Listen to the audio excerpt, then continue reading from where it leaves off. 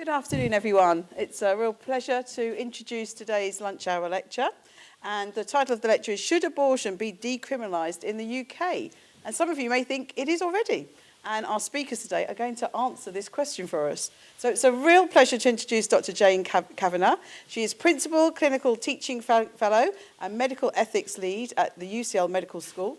She is a sexual and reproductive health clinician and currently works in the abortion service at the Homerton Hospital. And she set up the Medical Student Reproductive Rights Action Group, Viva la Vulva, and trains medical students to speak about contraception, abortion, and pregnancy decision-making in schools. She is co-chair of the Doctors for Choice UK and medical director of the Campaign for Contraception. And last year, she co-directed and produced the documentary Kind to Women to mark the 50th anniversary of the 1967 Abortion Act. I think that's on YouTube, isn't it? It is, yeah. Yes, and I'd also like to introduce Dr. Rachel D'Souza. She is a consultant in sexual and reproductive health, working at the Margaret Pyke Centre in central northwest London. And she sits on the Clinical Effectiveness Committee of the Faculty of Sexual and Reproductive Health, the FSRH. And she participated in writing the guidance for those undertaking or recertifying FSRH qualifications whose personal beliefs conflict with the provision of abortion or any method of contraception, and the FSRH position statement on abortion, including decriminalisation. So welcome both of you and look forward to our wonderful discussion. Thank you. Thank you, Joyce. My name's Jane, and this is Rachel over here. I'm going to start off by briefly outlining current law on abortion in the UK. Then I'm going to argue for the decriminalisation of abortion. Then I'm going to hand over to Rachel, who will argue against the decriminalisation of abortion. And then we're going to leave some time for questions at the end. So this is me. As Joyce said, I am currently working the abortion service at Homerton Hospital, but my main job is here at UCL as a clinical teacher. And my views and beliefs about abortion are informed both by my clinical practice and by my own life experience. And these are my views. So I am quite strong, which means I believe that pregnant people should be able to access abortion if that's what they decide is right for them. But I also believe that healthcare professionals should have the right to opt out of abortion care if it conflicts with their personal, religious or moral beliefs. Okay. So firstly, I just wanted to acknowledge the fact that many people get pregnant accidentally. In the UK, up to 50% of conceptions are unplanned. That's not to say they're all unwanted, but they're unplanned. And even people using contraception can get pregnant because contraception isn't 100% effective. There are some methods that are better than others, like the implants and the coils. They're the most effective methods we have, but they still have a small failure rate. So accidental pregnancy is not uncommon. And I think it's also important to acknowledge that having a baby is a big deal. It's one of the most life-changing things that can happen to us. And so, like anything that's a big deal, I think it's important that people have choice about when this happens to them, or even if it happens to them. And there are all sorts of reasons why women decide that having a baby is not right for them at this particular time. And in this country, the option of a legal and safe abortion is available. Okay. But does that mean that women have a legal right to abortion in the UK? Okay, so take a look at this map. And you can see here that the green countries are the countries that give women a legal right to abortion, at least up to 12 weeks pregnancy and sometimes beyond. The orange and red countries are the countries where abortion is largely prohibited. And the yellow countries are countries where certain conditions have to be met for women to be allowed to have an abortion. And you can see the UK there is a yellow country. Now, can anyone spot anything wrong with this map? Oh, a few hands. Yes. Okay, so take a look at Ireland there next to the UK. Okay, it's red in 2018. If you look at it, it goes to green. Okay. So last year, the law that criminalised abortion in Ireland was repealed, and women now have a legal right to abortion up to 12 weeks. Okay, but in the UK, they don't. There's no legal right to abortion in the UK. In fact, abortion is still a criminal offence in the UK and has been since the 1861 Offences Against the Person Act. So this is current law. So this act made it a criminal offence for a pregnant woman or a third party to procure a miscarriage, and gave an up to a life sentence for this crime. Now, this is the harshest criminal sanction in Europe for illegal abortion. Okay. Now, it's worth noting that this was a long time ago. It was a time where if you wanted to read, you had to light a candle. It was 18 years before the light bulb was invented. If you wanted to go anywhere, you had to use a horse. Okay, so not even bicycles had been invented then. And women were, by and large, seen as the property of their husbands or their fathers. So it was 21 years before women were seen as legal entities able to own property in their own rights. And of course, the law reflects the values of the time. So I think it's safe to say that this law is outdated. And the thing is that making abortion illegal never stops it from occurring. Okay? Countries where abortion is prohibited have the same rate of abortions as countries where it is largely allowed. What banning abortion does is forces women into the back streets or forces them to induce their own abortion. And that is very unsafe. Okay. Now, I'm just going to play you a clip from the film, which actually shows what life was like in this country before the Abortion Act came into force.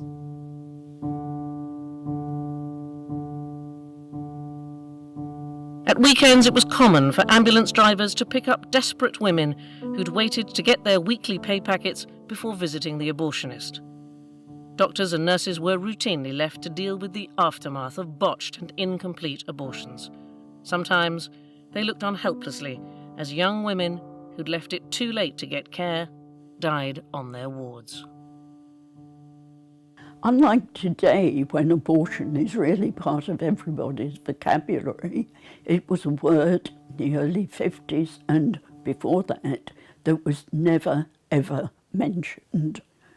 I first came across it when I was in my early 20s, I guess, when somebody I knew, a young mother with 3 young children, actually died following a backstreet abortion.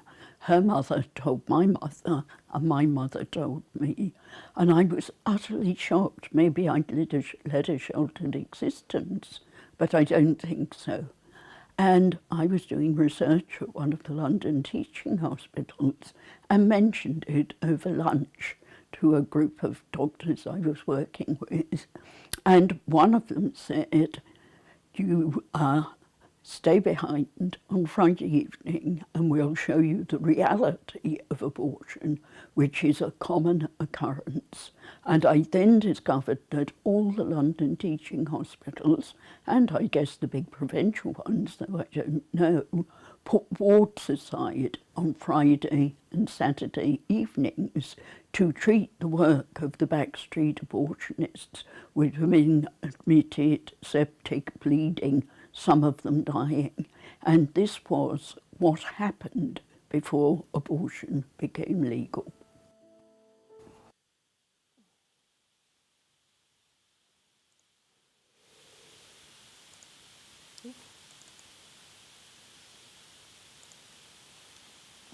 So the Abortion Act was introduced in 1967 to protect women from the effects of backstreet abortion. And what this act did, it didn't decriminalise abortion, but it gave doctors what's called a therapeutic exemption. So it made abortion lawful if 2 doctors agree that a woman can have an abortion, the conditions of the act are met, if the abortion is carried out on NHS or licensed premises, and it's carried out by doctors. So that made abortion, it gave certain conditions for a lawful abortion. This was never extended to Northern Ireland. So we've already talked about how long ago 1861 was, but actually this was over 50 years ago as well. And this is what televisions looked like in 1967. 3 channels only, hard to believe for those young people in the room. Only 3 channels, no video recording, nothing. This is what telephones looked like, no mobile phones. And this is what computers looked like. So again, this is a long-winded way of saying this was a long time ago, and the Act reflects the values of the time. It also shows that technology changes and healthcare changes as well. And this was a time where medical abortion pills hadn't been invented, and abortions were very risky surgical procedures. And that's what the Act was set up to do, to protect women and to make sure that women had, if they had abortions, they had it in safe, legal environments. Okay. Now, one might think, well, what's the fuss? Women can, by and large, access abortion. Women aren't getting prosecuted for abortion. Why rock the boat? But actually, that's not true. Women are getting prosecuted under an 1861 Act. So in the last few years, 2 women have been prosecuted for buying abortion pills online and inducing their own abortion. And in Northern Ireland, which doesn't have the Abortion Act, women are being prosecuted more than they are in the UK. And there's this woman, this 19-year-old, was prosecuted a couple of years ago for procuring her own abortion pills online, and there's currently a case going through the courts as well. And I ask, is this right? Do you think women should go to prison for ending their own pregnancy? And this is the question that Labour MP Diana Johnson put to Parliament when she introduced a bill about decriminalising abortion a couple of years ago. If you don't think women should go to prison, then really abortion law needs to change, needs to be decriminalised. And this is the belief of all these medical and nursing organisations. They've all come out in recent years in support of decriminalising abortion, and that's because abortion law prevents best clinical practice. So the requirement for 2 doctors to authorise an abortion and sign legal documentation causes disruption in consultations, it causes unnecessary delays, it could delay abortions, and as the risk of complications increases, as the gestation of the pregnancy increases, could impact women's health. What you want your doctor to be doing when you see them is focusing on you, focusing on the person in front of them, not thinking about the bureaucracy that is entailed because of these onerous legal requirements that have no benefit to the patient. And this is something that medical students who sit in with me when I'm doing an abortion assessment clinic often remark on, the disruption of the 2 doctor signatures and the bureaucratic paperwork that's necessary, which has no clinical benefit whatsoever. And this requirement to take the abortion pill, the first abortion pill in the clinic, it limits women's choices. It can have impact on women's lives if they're in jobs that are not secure, or if they don't have safe places to go to. It stops them from choosing when and where to end a pregnancy, which for some has serious repercussions. Okay. It also prevents nurses and midwives from being fully involved in care. So I work in a busy women's health unit, and I work with very, very competent and compassionate nurses who are able to treat women who've had a miscarriage, but they're not able to offer exactly the same treatment to women who are having abortions. And that's an insult to them, it's frustrating to them, and it's also a huge waste of resources.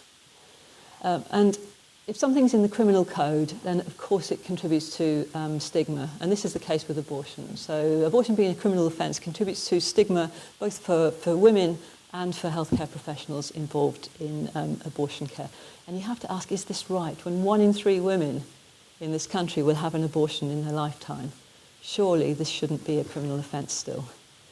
And this came to light very powerfully in 2012 when there were serious attacks on both the abortion law and on doctors who provide abortions.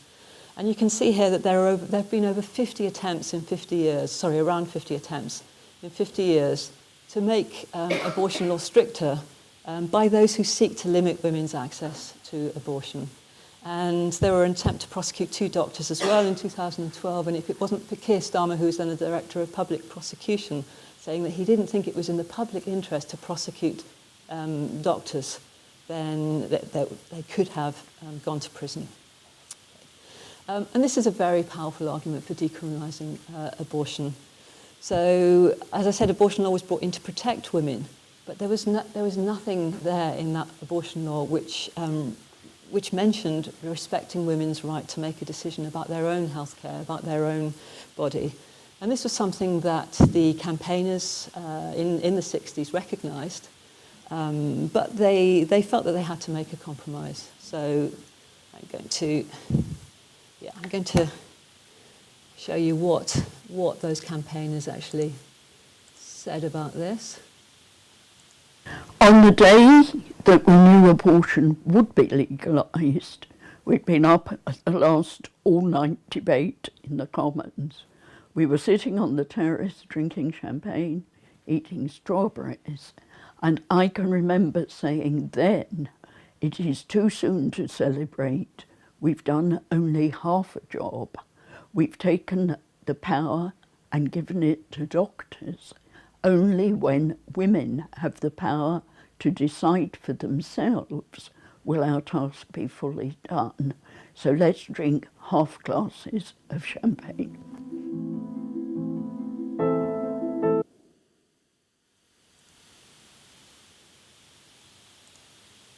Okay, so that was Diane Monday there, acknowledging that what the law did is give the power to doctors. Okay?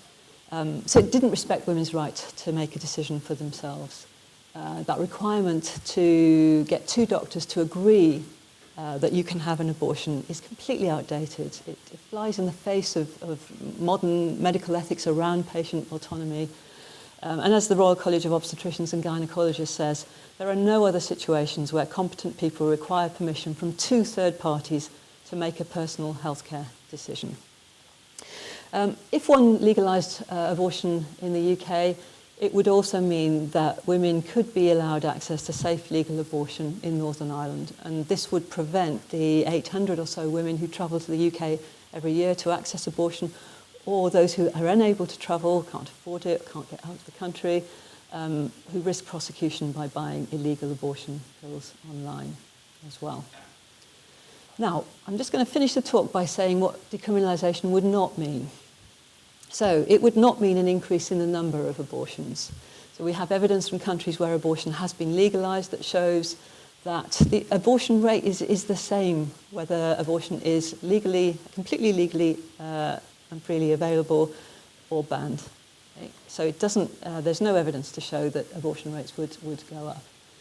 It's not legal barriers that stop that increase, removing legal barriers that increase abortion rates. It's limiting access to effective contraception. Now, decriminalisation would not mean deregulation. So all healthcare procedures are subject to a multitude of legal and professional requirements and regulations, and that's the same for abortion. And if abortion was decriminalised, extra professional regulations could be introduced which reflected today's values and enabled the best possible healthcare for women seeking abortion. And lastly, abortion doesn't protect vulnerable women. It did protect when it was introduced in 1967, but it doesn't currently. There's nothing in the law that protects vulnerable women. What protects vulnerable women is well-trained staff who ask the right questions to try and find out if women are being coerced or pressurised into abortion, and access to counselling and support service. The law does nothing to help with that. Now, I couldn't agree more with Diana Johnson, the Labour MP who introduced the bill a couple of years ago about decriminalising abortion, when she said that there is no other medical procedure governed by legislation so old, so out of step with clinical developments and changing attitudes, or backed by such onerous criminal sanctions. So abortion law, it's not fit for purpose. Okay? There is nothing in the Abortion Act that improves care given to women, absolutely nothing. In fact, it prevents best clinical practice. It does not protect women. It's open to misinterpretations and attacks by those who want to limit women's access to abortion. It's stigmatising to women and doctors, and it doesn't respect women's right to make decisions about their own health and their own bodies. And so I say it's actually time that we trust women to make decisions for themselves, and we trust doctors and nurses to be able to give the best healthcare that's available. And to do that, we need to decriminalise abortion and get rid of a law that was introduced 18 years before the light bulb was invented, at a time when women were not legal entities and couldn't own their own properties. Thank you very much.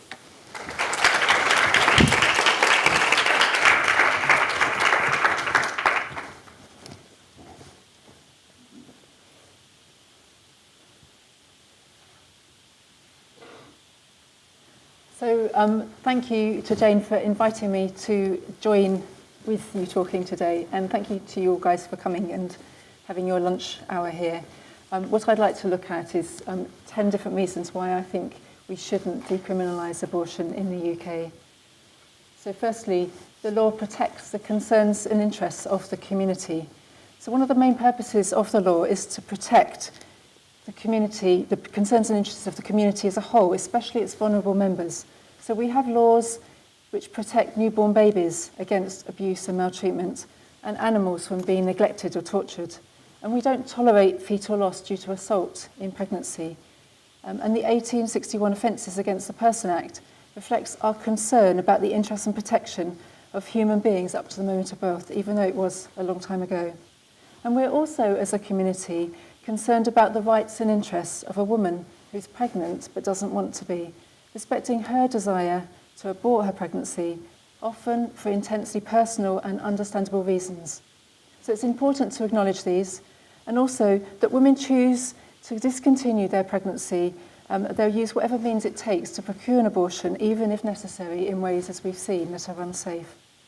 So the democratic decision is for women to have a choice, and I am pro-choice, particularly in the early stages of pregnancy. But the unborn child within her also surely has some rights and should be protected, and I'm also pro-life. So it's important that the law balances the concern of the community to protect the fetus with the rights and beliefs of a woman who has a pregnancy she doesn't wish to continue. So the question of when life begins, we've debated for many years, or more precisely, when the fetus begins to have rights that society should recognise morally and legally, in particular a right to life. So it's not a question of fact, but more of belief. And a recent UK poll of 2,000 adults by Comres in 2017 found 72% wanted abortion to remain as part of a legal framework. So I'd say that decriminalisation is unnecessary. I think the law can change around 2 doctors and where it happens. But in England, Wales and Scotland today, as we've seen, we already have in place a legal structure, the Abortion Act, that effectively allows women lawfully to choose an abortion up to 24 weeks. So contrary to the claims of BPAS, the Pregnancy Advisory Services We Trust Women campaign, a woman's fundamental rights are not denied.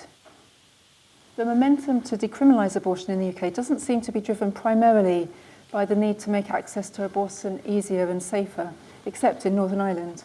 Instead, the driver appears to be the demand for autonomy, that women should have absolute sovereign choice over what happens to their bodies.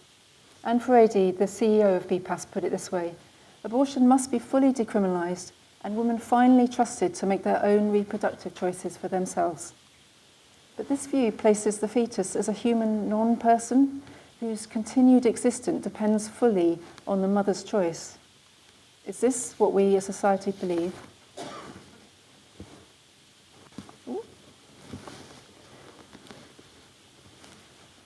The law also provides accountability.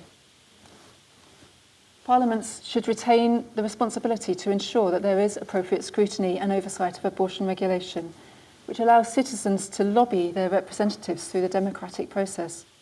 Abortion, I'd say, is a too sensitive issue to be regulated just like any other healthcare procedure, like a hernia repair, as proposed by BPAS. Repeal of sections 58 and 59 of the Offences against the Person Act would render the Abortion Act null and void, and repeal of the 1929 Infant Life Preservation Act would remove all legal gestational limits on abortion. And as Jayne said, although the current suggestions are for clear regulations and standards, will these not be eroded with time? BPAS, after all, has already called for no gestational limit, and women could use abortifacients at any time in their pregnancy. Professional regulation alone may leave clinicians vulnerable, so the law is important to provide clarity to healthcare professionals about what is lawfully permitted. And where this is diluted to professional regulation alone, it leaves them vulnerable to following their own conscience and may vary geographically. The law does offer protection to vulnerable women. It's important to protect women from abuse and patriarchy. Decriminalisation could lead to an increase in unqualified individuals administering both surgical and medical abortions, and to online suppliers of abortion pills or equipment exploiting women who are considering a DIY abortion, potentially resulting in a botched abortion and risking the health, even lives sometimes, of women because of counterfeit medicines or inadequate medical assessment. It's important that women can make wise and thoughtful choices which are not coerced and are protected where possible from abusive partners, domineering families, and for pimps from controlling sex workers.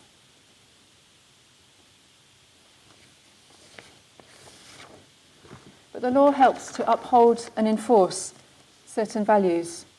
So the law around abortion is not so much about punishment, but it helps to ensure that abortion is provided in a safe environment. Without it, more abortions would be carried out in circumstances that many would find morally unacceptable. For example, self-aborting a healthy fetus up to term. And potentially dangerous. The woman alone sometimes maybe, without support, with the obvious risks of severe hemorrhage, of an incomplete abortion, or the baby being born preterm but alive. Is this really the best for women? As Maria Caulfield, the MP who spoke in opposition to Diane Johnson's private members bill last October said, it would exacerbate the dangers posed by the increased availability of abortion pills, and it would remove some of the few protections and regulations in abortion law, leaving women less safe and less informed. The current legal framework rarely results in a woman who uses abortion medication at home being sent to prison. Breaking the law is not automatically followed by criminal proceedings, but it's interpreted in favour of the defendant and is subject to discretionary interpretation. And this also occurs for compassionate reasons in cases of assisted suicide.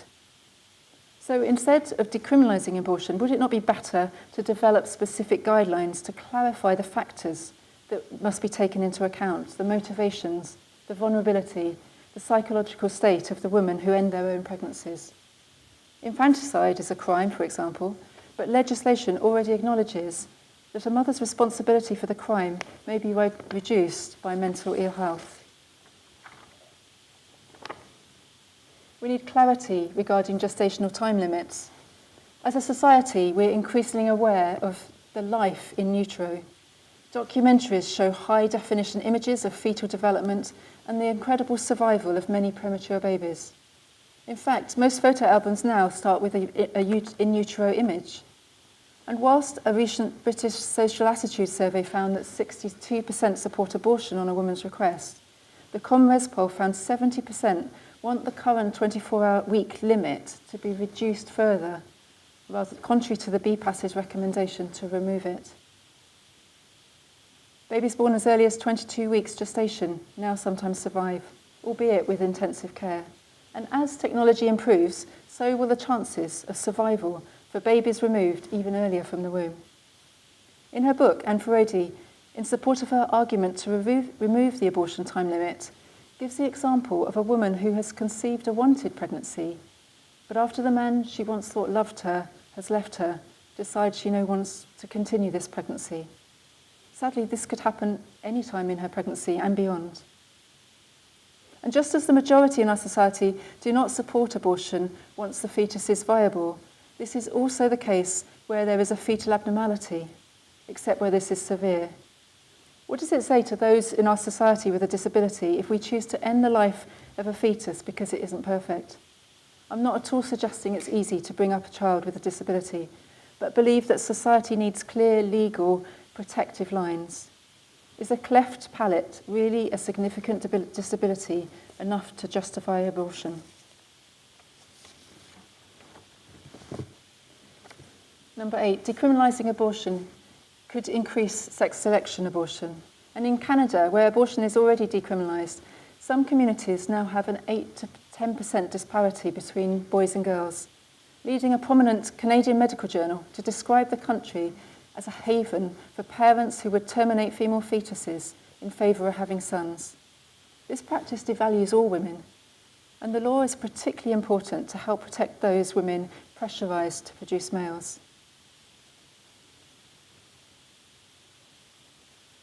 Decriminalising could normalise abortion as an alternative to contraception. Surveys carried out by the Guttmacher Institute suggest that high abortion rates are directly correlated to high levels of unmet contraceptive need. And I'm passionate to improve access to effective contraception, both in this country and in the world. And it's what motivated me to choose and continue a career in sexual and reproductive health. In this country, we mostly have access to good, highly effective contraception, although the financial crisis currently within local authorities threatens to undermine this. Yet, for complex reasons, a minority of women use abortion as a form of contraception, even where this is free and accessible. And Anne Ferrodi, in her book, The Moral Case for Abortion, suggests that a woman should be able to choose to practice birth control through abortion instead of contraception, given that the clinical risks of an early abortion are not significantly higher than those of contraception. I've been particularly saddened to encounter young women trying to get pregnant in our clinic just to check they're fertile, and yet with no plan to continue with that pregnancy. And finally, the right to conscientious objection may disappear with time. So currently the law allows clinicians a statutory right to conscientiously object to participation in abortion. But if the law is removed, how long before clinicians are forced to carry out or prescribe for procedures that they strongly believe are destroying a precious life? Along with many others in our community, I believe each of us is created special and unique. And this means that I choose personally not to stop a pregnancy once it's implanted, the point at which a potentially viable pregnancy becomes established. My objection is not because I'm fearful of any consequences, but because I'm in awe of the new creation developing in the womb. And others who choose not to perform abortions in this country rarely make the decision purely because of concern of prosecution. So I disagree with BPAS that the law puts doctors off caring for women. This doesn't mean that I judge others for the choices they make. For women, sometimes a couple, who find themselves pregnant when they don't want to be, the choices are rarely as easy as sometimes people make out. And I respect my colleagues such as Jayne, who make a conscious decision to provide abortions. I'm committed to defending the interests of women and their autonomy, and to supporting them to make their choice. So in summary, there will never be universal agreement on this highly contentious issue of abortion. And as a clinician who's worked within SRH for nearly 20 years, I believe the law plays an important role in helping to balance protection of the unborn child with the rights and interests of the woman who has the unwanted pregnancy. I support retaining legislation, even reducing the legal time limit for abortion, including abortion for fetal disability. And we must ensure, as Jayne has said, that there is adequate support for a woman to make a safe choice that she believes is best for her, unpressurised by her partner, by abortion providers, or the expectations of society, which is often difficult in a busy abortion clinic, and even harder as abortion pills become increasingly accessible online.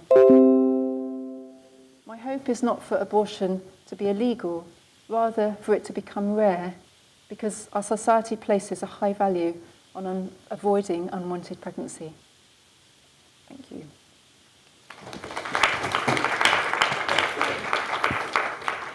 Thank you very much, Jayne and Rachel. That was very emotional and lots for us to think about. Now we've got time for questions. We need to wait for the microphone to arrive. There should be another microphone. Is there one coming? Oh, here it comes. Right, it's just here. Can you put your hand up again? Yeah, question there.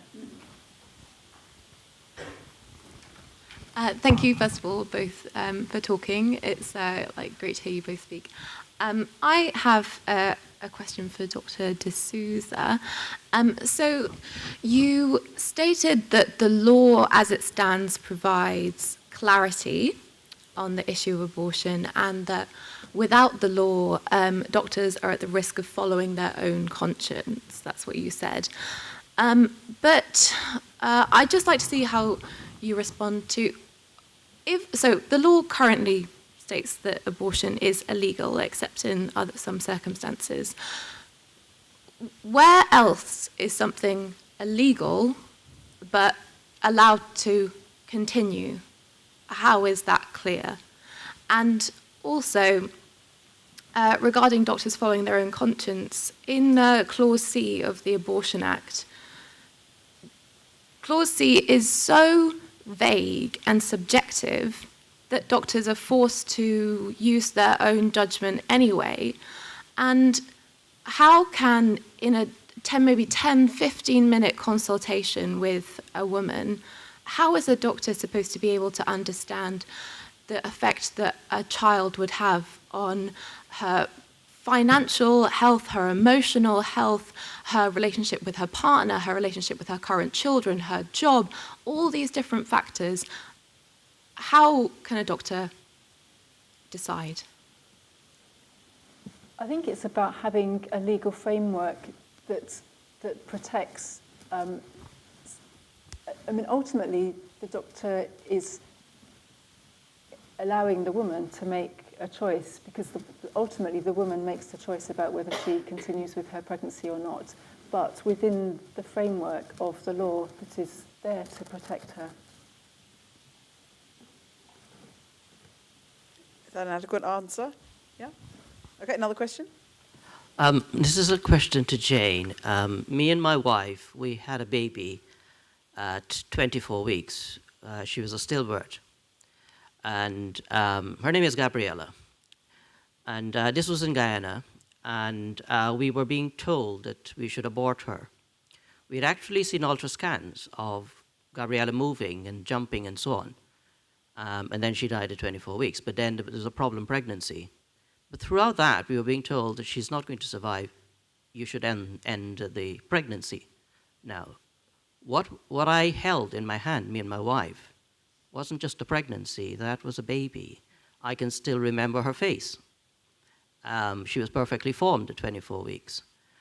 And so my question to you is, because I came here to the UK, and abortions were being seen as something that was okay at 24 weeks, well, up to 24 weeks.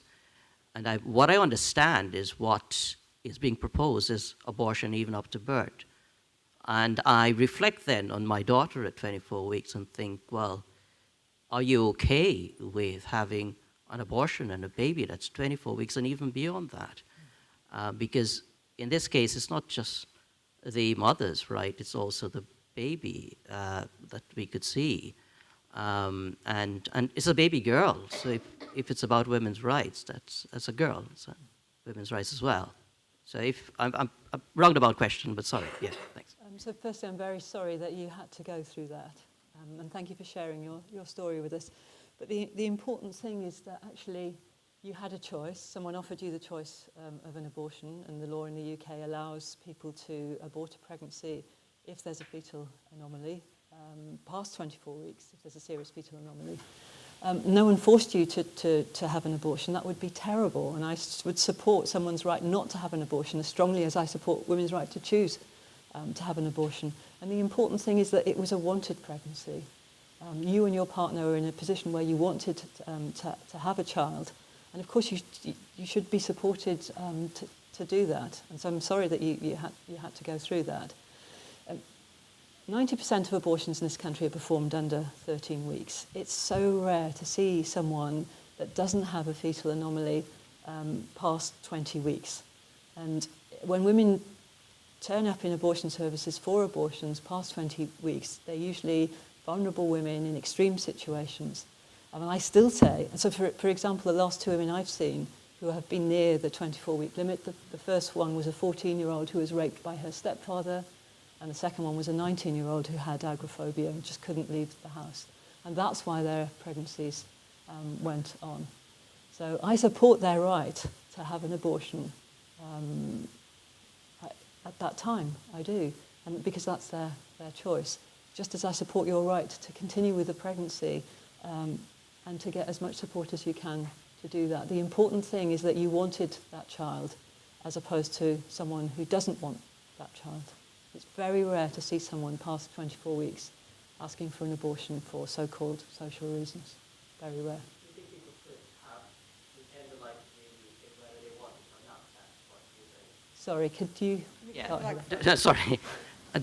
What you're arguing, therefore, is that it depends on whether or not you want that child. Your ability to end the life of that child depends on whether or not it's wanted. What I'm saying is that you need to trust women to make that decision for themselves, but also trust healthcare professionals. And decisions are made in the context of a particular woman's situation. And the problem is when you start introducing time limits, then that can force some people to actually have an abortion when, if they had more time to make a decision, they might decide to continue the pregnancy. And it also, and vice versa as well. So I think that you just have to trust. Doctors and nurses are not, they respect they're not saying that the fetus has no moral status, they respect the developing morality, moral status of the fetus. Of course they do. And you won't get doctors and nurses who will perform abortions up to term because the woman wants them. And that just doesn't happen in reality. And I think we often talk about these cases when as I said, 90% of abortions are performed under 13 weeks in this country. I think it's been very interesting, Jayne, to hear some of the stories there that you've just mentioned. I think they're things that we just wouldn't think about. So I think we need to hear those voices of those people. There was another few hands up there and then here. So one there and then Robbie. This is a question for Dr. D'Souza. You mentioned, increasing healthcare technology and medical technology, increasing or lowering, the amount of time needed for a fetus to be viable, whether it's a preterm birth or whatever. But do you think abortion law should be changed to keep in line with enhancing medical technology? Just considering, 30, Louise Brown is not very old. We never thought those kind of things would happen 40 years ago. Who knows in 50 years, if we have the ability to, somehow gestate a fetus at 4 weeks, an embryo even, should abortion law have been changed? Should we be unable to destroy embryos if we have the ability to carry that fetus to term without its mother? Mm-hmm. It's a very good question. I think I don't think it necessarily has to keep in line, but I think we're in a difficult situation where, on the one hand, we have a baby that's born at, say, 23 weeks that survives, albeit with intensive care, and on the other hand, we're stopping a pregnancy that's the same age, 23 weeks. And I think it's a very difficult situation. I think when we get down to, 4 weeks, obviously that's very highly technical, and I know there's discussion about whether that might be able to happen in the future, you're right. But I certainly think for us to be aborting unwanted children beyond the time that they could be viable is a difficult situation. Okay, I've got 2 more questions. Thank you. The previous question was somewhat preempted my question. Late abortions are desperate abortions, I think. And I think Dr. D'Souza has highlighted that increase in knowledge and increasing medical technology can sometimes create as many problems as it solves.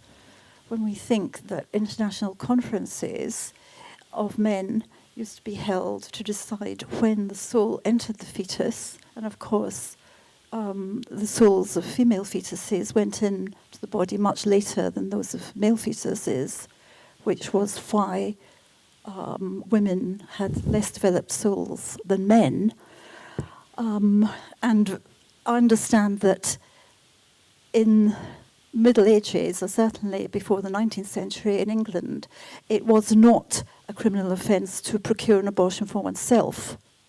It was to procure an abortion for someone else. But if you did it yourself, say by drinking a concoction, that wasn't a criminal offence before the fetus had quickened, i.e. could be felt to move, and therefore before it could be judged to be a subject of the monarch and a potential member of the armed forces. When we get to the stage of being able to regard very mid-term fetuses of, say, 22 weeks as viable, then we start to have to ask ourselves where to draw the line, I think. And I find it highly questionable to spend, I'm sorry to talk about money, to spend tens of thousands of pounds keeping a very, very premature baby alive to live a very disabled life, when probably it should just be allowed to quietly fade away. I don't think there's anything moral in that at all. I'm totally pro-choice, but I also worry about young women who regard abortion as a form of contraception. I've never been pregnant, so I've never had an abortion. I don't know what it feels like to be pregnant. I worry that perhaps people might be storing up a lot of unconscious depression for themselves if they do that. People might be what, sorry? Storing up a lot of unconscious depression for themselves if they are treating abortion as a form of contraception. I don't know about that, but that's all I have to say. Got one very quick question from David. Thank you. Thank you both very much for your talks. Medical abortion seems to me is effectively the real disruptive technology, isn't it? Rather more important than Uber. This is really game-changing, isn't it? Because we presumably don't have no idea how many women today buy abortifacients legally or illegally on the internet, and that's not going to stop.